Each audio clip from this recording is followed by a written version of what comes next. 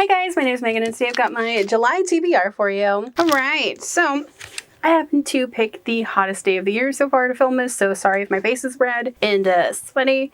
It's hot. So this month I'm just kind of taking some of the books that I've been meaning to read over the last couple of months and just shoving them all into my TBR for this month. So let's go ahead and dive into what I'm planning to read this month. Okay, so first up is my continuation of the Mountain Springs Omega series. So this is book number 8 in the series. It's Boss Kisses.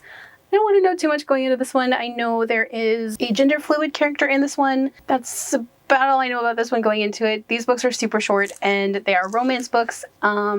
I would highly recommend checking out the content warnings for this one if you guys aren't into the Alpha Beta Omega verse books. Definitely check out content warnings before you check into this one. But yeah, this one just looks really cute and I can't wait to continue reading the series. The first physical book I'm planning to read this month is Fence Striking Distance. This one has been a long time coming. I've been talking about this book for months and I'm finally getting into it. I'm super happy this follows our boys from the Fence graphic novels, and it's about this team like trying to bond and get to know each other better. And honestly, I just love these characters anyway, so I can't wait to see more about them and see more about the school that they go to and, you know, find out more about their friends. And I know there's a ton of like stuff going on in the fandom around this, so I'm really, really excited to dive into this one. So next up is The House in the Cerulean Sea. I know there are there's a little bit of problematic content with this being based around residential schools, but I'm also really looking forward to this one because besides being based around a residential school, kind of everything else about this is supposed to be really soft and sweet. This follows Linus Baker, who is a caseworker for the department in charge of magical youth, and his quiet life is about to change when he gets summoned by extremely upper management and is given a curious and highly classified assignment.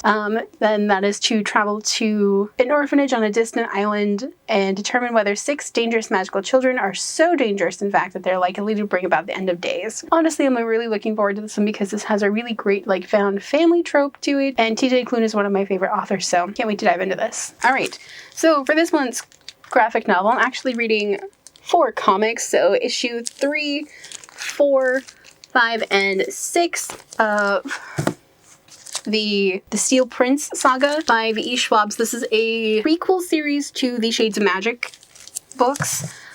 These follow King Maresh back when he was still a prince and trying to find his footing, and this is actually something that's referenced in the books as the Knight of Knives.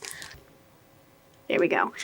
And I'm really looking forward to getting these 4 read because I really love the Shades of Magic series and the comics haven't been half bad. So the next book that I'm planning to read this month is Boyfriend Material. This one is a fake dating situation and I'm here for it. This one follows Luke O'Donnell, who is reluctantly famous.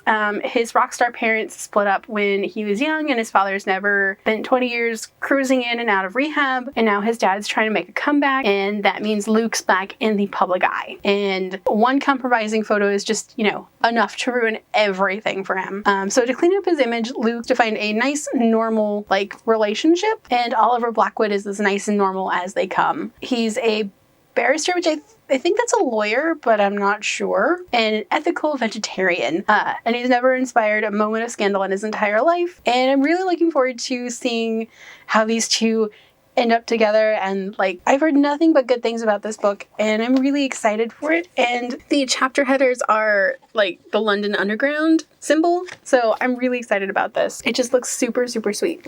All right, and then the last book that I am planning to read this month is The Friends Scheme. So this book is kind of a vaguely Romeo and Juliet inspired. So Matt, who is one of our main characters, his father is like a criminal in like the mafia, I don't know, but his family is at war with another family, and Matt's dad gets caught in that crossfire, and then Matt and his older brother are kind of expected to fight for the family, but deep down Matt has, you know, other ambitions and attractions. And then he meets Jason, and he feels like he might be falling deeper than friendship for the first time. They kind of have to keep their connection secret, and Matt starts to suspected that Jason is part of the other family that they're fighting against.